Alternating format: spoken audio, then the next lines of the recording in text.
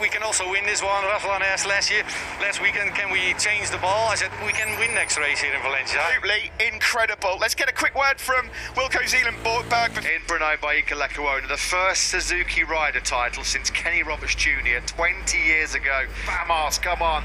That's what he said.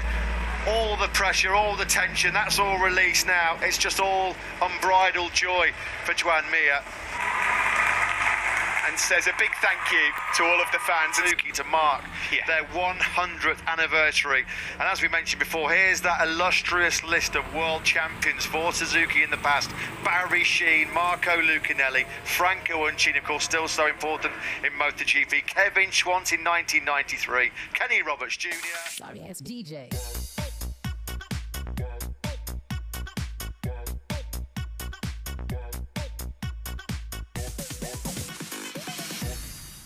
Sorry ass DJ.